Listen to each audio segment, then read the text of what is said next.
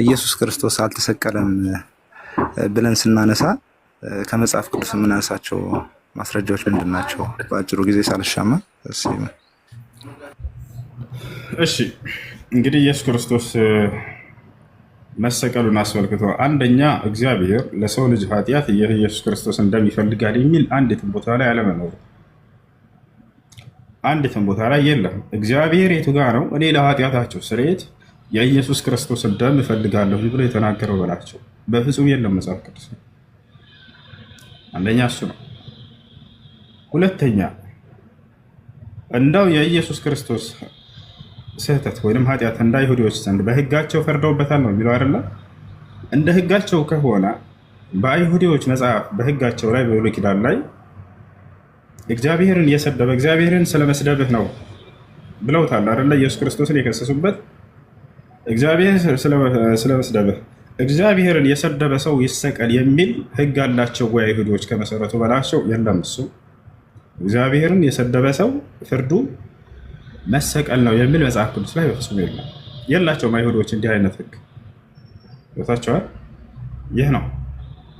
ሶስተኛ ሉቃስ ወንጌል እና ማቴዎስ ወንጌል ላይ ምዕራፍ 4 የሁለታቸውም ላይ ማለት ነው ኢየሱስ ክርስቶስ ከዲያብሎስ ጋር ያደረገው ንግግር አለ። እዚያ ቦታ ላይ የተጠቀሰው ትንቢት ስለ ኢየሱስ ክርስቶስ እንደሆነ ተነግሯል። ሉቃስም አስቀምጦታል፣ ማቴዎስም አስቀምጦታል። እዚያ ላይ የተቀመጠው በመጽሐፍ ስላንተ እንዲህ ተብሎ ተጽፏል ተብሎ የተነገረለት አለ። እሱም መዝሙረ ዳዊት ምዕራፍ 91 ላይ ያለው ነው። እዚያ ጋር ቀጥታ ያገናኝላችኋል። በዚያ ነው ትንቢት የተነገረለት ስለ ኢየሱስ ክርስቶስ። እዛ ሄዳችሁ ስታዩት ቀጥታ እንደሚድን ይናገራል። ያድነዋል ብሎ ተቀምጧል። ስለዚህ ድኗል። ሌላው ነገር ኢየሱስ ክርስቶስ ቃል በቃል አድነኝ ብሎ መለመኑ ዮሐንስ ወንጌል ምዕራፍ 12 ቁጥር 27 ላይ ኢየሱስ ክርስቶስ አባት ሆይ አድነኝ ብሎ ለምኖታል። አድነኝ ብሎ ታዲያ ጸሎቱ ተሰምቶለታል ወይ ከሆነ ጥያቄው አዎ ተሰምቶለታል። ዕብራውያን ምዕራፍ 5 ቁጥር 7 ላይ ኢየሱስም በምድር ላይ በኖረበት ጊዜ ከሞት ሊያድነው ወደሚችል ወደ አምላኩ ከብርቱ ጩኸትና ከእንባ ጋር ምልጃንና ልመናን አቀረበ፣ እግዚአብሔርንም ስለ መፍራቱ ጸሎቱ ተሰምቶለታል ይላል። ያደረገው ጸሎት ምንድን ነው የተሰማለት ከተባለ አድነኝ ብሎ መለመኑ ድኗል። ሌላው ነገር ኢየሱስ ክርስቶስ ዮሐንስ ወንጌል ምዕራፍ 17 ቁጥር 4 ላይ በምድር ላይ ልሰራው የሰጠኸኝን ስራ ሰርቼ አከበርኩህ አለ። በቃ ፈጽሜ አከበርኩህ አለ። ከመልቱ ልዓመል ለዚ አዕጠይተኒ ሊአዕመልሁ ይላል የአረበኛ መጽሐፍ ቅዱስ ላይ። በምድር ላይ እንድሰራው የሰጠኸኝን ስራ ፈጽሜ አከበርኩህ፣ በቃ ጨረስኩ አለ። የዛኔ ስቅለት የሚባለው ታሪክ የለም። ጨርሶ አስተምሮ በቃ የጨረሰበት። ከዚያ በኋላ ነው ስቅለት ምናምን የሚባል ነገር የመጣው ማለት ነው። ሌላው ነገር ትፈልጉኛላችሁ አታገኙኝም ብሎ ነግሯቸዋል። ማንም ሰው ሊያገኘው እንደማይችል ገልጿል።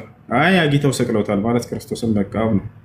ሌላው ነገር የመጨረሻው ኢየሱስ ክርስቶስ ሐዋርያቶችን ምን ብሏቸዋል? በዛሬዋ ሌሊት ሁላችሁም ስለ እኔ ትሰናከላላችሁ፣ ሁላችሁም እያንዳንዳችሁም ወደ ቤቴ ጥላችሁኝ ትሄዳላችሁ፣ ዳሩ ግን የላከኝ ከእኔ ጋር ነውና አይተወኝም አላቸው። እንዳለውም ሁሉም ጥለውት ሸሹ። የላከኝ ከእኔ ጋር ነው፣ ከዚያስ አይተወኝም አላቸው። ያ የተሰቀለው አካል ትተኸኛል እያለ የሚናገር አካል ነበር። አምላኬ አምላኬ ሆይ ስለምን ተውከኝ ብሏል አይደለ? ክርስቶስ ግን ቀድሞውም ብሏል፣ እኔም በፍጹም አይተወኝም አምላኬ ብሏቸዋል። ታዲያ አይጋጭም ወይ? አይተወኝም ብሎ ከተናገረ ትቶታል ወይ? በፍጹም አልተወው። ያ ግን የተሰቀለውን ብሏል፣ ስለምን ተውከኝ እያለ መተውም በስሞታ መልክ አቅርቧል። ትተኸኛል እያለ ተናግሯል። ያ ሌላው ነገር ኢየሱስ ክርስቶስ ጸሎቱ ተሰሚነት ያለው አካል ነው። ይህ ልታውቁ ይገባል። ኢየሱስ ክርስቶስ አልዓዛርን ባስነሳ ጊዜ አባት ሆይ ስለሰማኸኝ አመሰግንሃለሁ፣ ሁልጊዜም እንደምትሰማኝ አውቃለሁ። ሁልጊዜም እንደምትሰማኝ አውቃለሁ። ታዲያ ምን ብሎ ለምኖታል ከተባለ አድነኝ፣ ለዚያውም እያለቀሰ የደም ነጠብጣብ የሚመስል እንባ እስከ ወርድ ድረስ ከሰውነቱ መጽሐፍ ላይ ነው። ይሄንን ብሎ ያን ሁሉ ለምኖ አድነኝ ብሎ ጸሎት አድርጎ ምናምን አላዳነውም፣ አልሰማውም፣ አስገድሎታል ማለት ይሄ ክርስቶስን መቃወም ነው። ሁልጊዜም ትሰማኛለህ ያለው አልሰማውም፣ እሱም ግን እያለን እየተቃወም ነው። ሰላም፣ እንዴት ነው? እግዚአብሔር ይመስገን። እንዴት ነው? ሰላም ነው አለው። አንድ ጥያቄ ነበረኝ። እሺ፣ ሱራ 61:14 እሺ፣ ከቁርአን ጥያቄ ነው። ቪዲዮ መክፈት አልችልም፣ ዝም ብዬ ላንበው። ችግር የለም። አማርኛውን ነው ማነበው። እሺ፣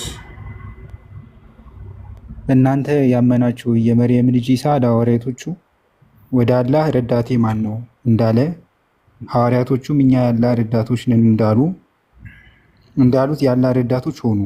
ከእስራኤልም ልጆች አንደኛዋ ጭፍራ አመነች፣ ሌላይቱም ካደች።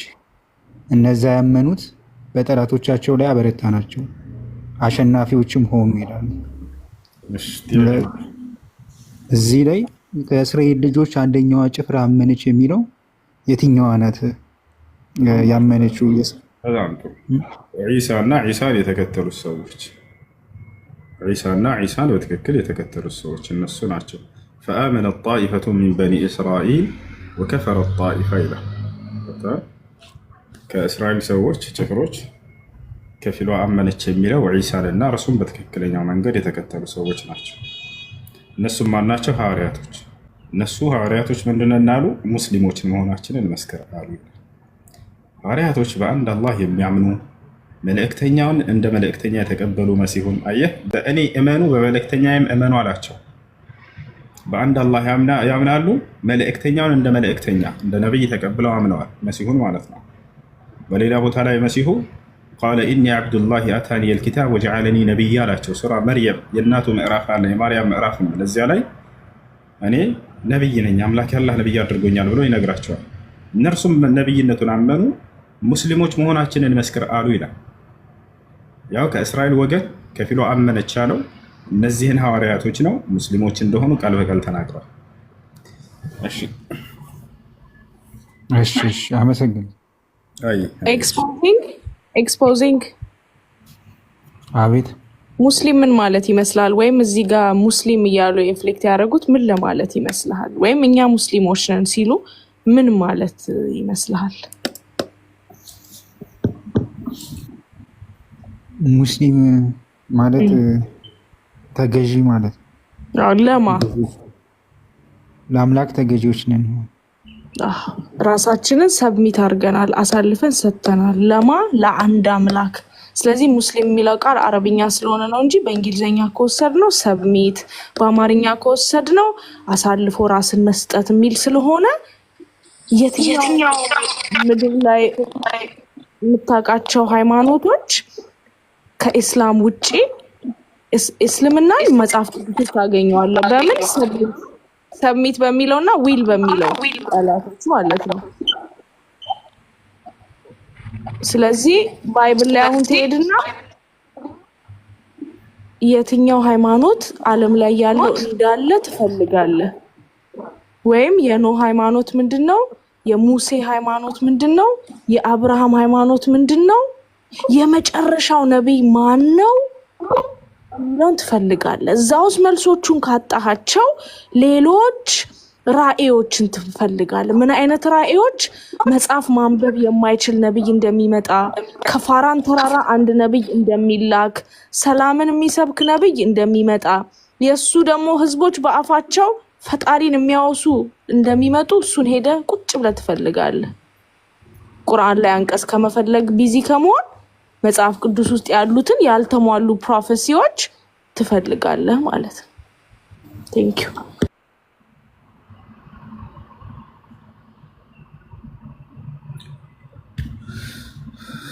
እሺ ጥያቄ ያለ ይቀጥል።